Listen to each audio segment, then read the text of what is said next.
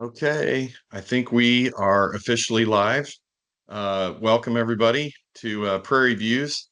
And today, my guest on episode 2 of Prairie Views is Bill Whitlow. And Bill is our MEP discipline lead here at Prairie. And I'd like to just open up by letting Bill introduce himself to you and tell you a little bit about how he got into this career. Thanks, Gabe. It's great to join you. My name is Bill Whitlow. As Gabe said, I'm the MEP discipline lead. I've been a licensed professional engineer since 2000. I graduated from SIU Edwardsville in 1995. I took a little different college path than what's normal. I got married right out of high school, or not long out of high school. My wife and I are going to be celebrating our 44th anniversary here this winter. Uh, Shout out to her. Yeah, Um, congratulations. That's a big milestone. Thank you. Um, I worked at another engineering firm here in Hillsboro. Did drafting for several years in the MEP industry. Started doing design tasks and decided if I'm going to do the design tasks, I might as well be the lead engineer on my project. So I went back to school, graduated from SIUE when I was in my early 30s. I went to work for Tony McDonough in 1997, and we later became McDonough Whitlow. And we were in business for ourselves until 2017 when Prairie bought us out. And that was a great career move for everybody associated here with McDonough Whitlow because Prairie's been fabulous to work for, and their values are very much similar to ours. As a discipline lead, I'm tasked with helping to ensure that my MEP staff stays productively busy, and I give them the tools and the guidance that they need. I get to help our young engineers blossom from new graduates into professional engineers and lead projects of their own. I really enjoy mentoring our young people. Awesome. Well, tell me about like one of the most interesting places that you've ever had like an engineering project. I would say my fondest memories are the project that I worked on, Abraham Lincoln Presidential Library Museum. Uh, that was a two-building project, spans about $100 million total between the two. And that was in 1999, and we were the equivalent of a two-person MEP staff at the time, and we had the design for the plumbing. Uh, it was pretty overwhelming working with all the bigger firms, but we Mhm. held our own. It was a little overwhelming, but extremely satisfying. The project turned out great. If you've never Yeah. been there, it's worth going to. Yeah. Oh, yeah. Yeah. I've been on the outside, but I haven't gone in to enjoy, the actual museum. So I'm going to have to do that next time I'm in Springfield for sure.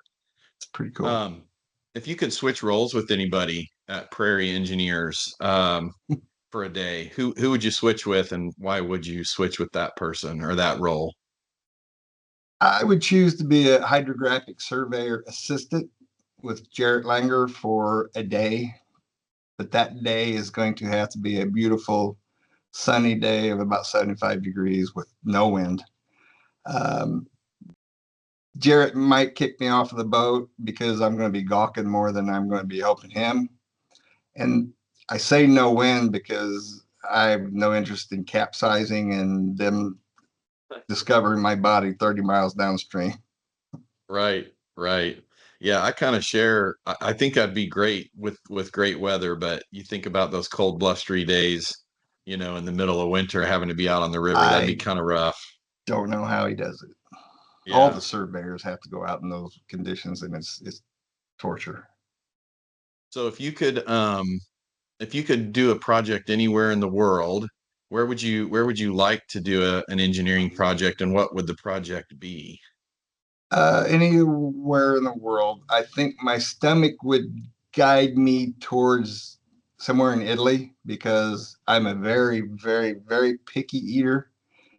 And I think I could survive in Italy. I like Italian food. And it doesn't really matter what project it is for me. So let's build a school to help our younger generation. Yeah. So hear me if you're listening today. If you have a project, a K through 12 project in Italy, Bill's your guy. Look up Sign me Bill. up. I'm there in a Yeah, heartbeat. he'll get there. Absolutely. So what's one of the more bizarre requests that you've received from a client? And then how did you respond to that request? We had a building addition project at the Illinois State Police Headquarters in Springfield. Hmm. And the orientation meeting, they read through the scope of work, and the electrical scope was to provide communication infrastructure for current and future technology. And I kind of got a glazed look because uh, designing for future technology is not one of the tools that I have. So I just shook my head and told them I'll do the best I can. I don't know what they Yeah. were expecting with that, but Yeah, they we got what were they we got. were Yeah, we were visiting earlier today about that question, and we were thinking about Back to the Future, the movies, and how they tried to project what they would do with their technology, years in advance. And they got some of it right. If you guys had seen that movie, and some of it was wildly wrong. So, designing for future technology. Good luck, right? That's right. So kind of an interesting question. If you could actually time travel and go to any engineering or surveying project in the history of the world, what would you like to work on and why? Well, from where I'm at here in Central Illinois, I'm going to work on another survey project if I can go back in time, and I'm going to be assistant to Abraham Lincoln. He started out as a self-taught surveyor, so I'd like to try to hang with him for a couple of days and just absorb who he was as a young man, see how much different he actually was compared to who we think he was, see Yeah. what he was as a professional and as a human being. I think he's a fascinating character.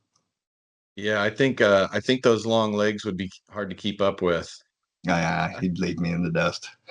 Yeah. Yeah, I when I first started surveying as a young teenager, there was a the crew chief was a really short-legged guy. He was my dad's partner. And I could get over those barbed wire fences without a whole lot of trouble, but he'd have to shimmy up them and shimmy down them, and it was a problem for him, and he couldn't catch me laughing at him, or that would be a bad day for for me. I bet. Um, so if somebody's listening to us today and is considering maybe a career at Prairie, maybe they're thinking, it's about time for a change for me, or maybe they're about ready to graduate and thinking about where they want to work. Um, what's some advice you would have for somebody who's considering a career at Prairie Engineers? I'd tell them to jump at the opportunity. My past employments have had terrible work environments, and going to work every day was a chore. And I've also encountered the same scenario at other engineering firms that we've been teamed with on projects.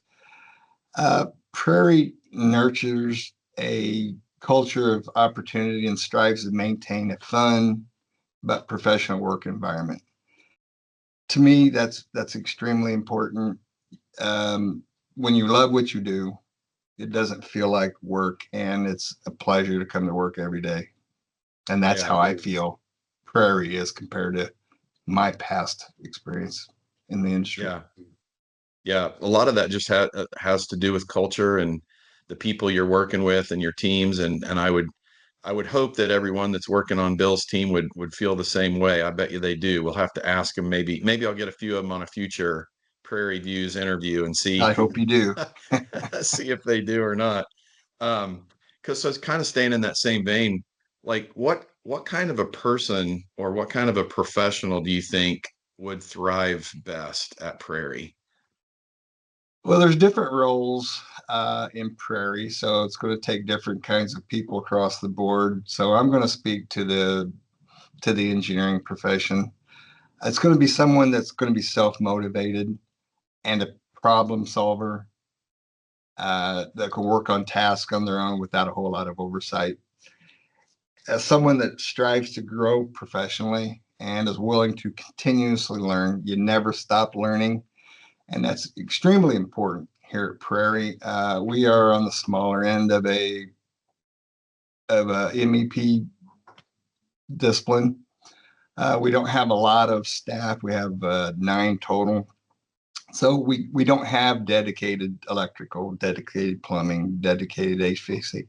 Everybody's got to wear different hats at times. So when I just hired 3 new mechanical engineers, and I told them, you are familiar with mechanical. We're going to teach you how to do electrical. We're going to teach you how to do the plumbing, just so that they become well-rounded. They can work on whatever project comes in, because if they're an electrical engineer, it may be a while before we have an electrical project. So I don't want them just sitting there. They need to jump in on our plumbing projects or whatever we have. Um, Continually learning also gives them knowledge and makes them an employee that any employer would want on their team. Hmm. Yeah. So versatility is a big deal for sure, it sounds Oh, like. Um, absolutely. and I think people who have a desire to do various different types of projects and different types of they won't always just be doing the same thing every day. They'll be, doing all You're kinds never of going to different get things for pigeonholed. different clients. Yeah. Yep. Um, what's something you wish your friends and family understood about what you do that they just don't understand? My job tasks are pretty straightforward. I don't think I'm fooling anybody in what I do, but they do know that I give my best every day and I love my job. Yeah. Yeah. So no secret bits of wisdom from Bill today. It's cut and Not dry. not Just get with it not with done. me. I'm not hiding Um, anything. so in case we have any maybe clients listening in, what let's share with them some of the things that make for an ideal client for us, people that we really just enjoy working with. Well, one, the client has to know what they are wanting and be able to communicate those needs. If you have a defined scope of work, it allows us to produce a product that they're looking for at the end. If we don't provide them at the end what they're looking for, they're not going to be happy.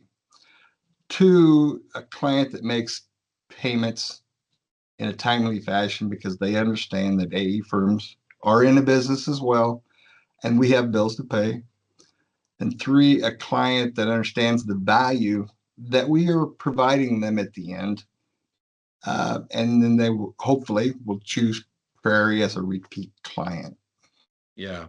I really like that last one a lot. The idea that clients understand the value that we're bringing because, MEP is a slice of a project. It's not always the totality of a project, but the piece that you guys bring to facilities, we want our clients to understand what that piece means and the value that is to their overall project.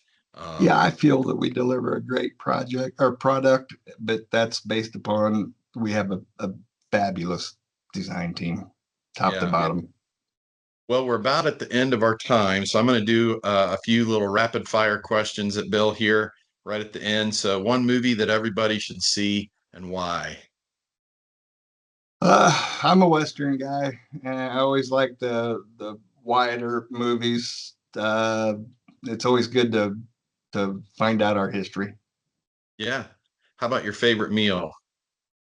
I'm going to drop back into Italy again, and I'm going to say Italian. I like chicken fettuccine to be my go-to. Awesome. Best guitar player ever. Uh, Probably that I know of, Eddie Van Halen. Awesome. Very good. And then who's going to win the next Super Bowl, Bill? That I don't give a crap about. I've hated NFL since my Rams left St. Louis, and I hope every team loses every game. Well, with Bill, we know we're going to get honest answers. That's good. We need engineers who have honest answers. Hey, Bill, it's been a pleasure to visit with you today. Thank you, And Gabe. for all of you that are with us, We appreciate you listening and hope we gave you some value today. So this is Prairie Views, where all our engineers are strong, all our land surveyors are good looking, and all of our scientists are above average. We'll talk to you soon, Bill. Thank you. Bye-bye. Bye.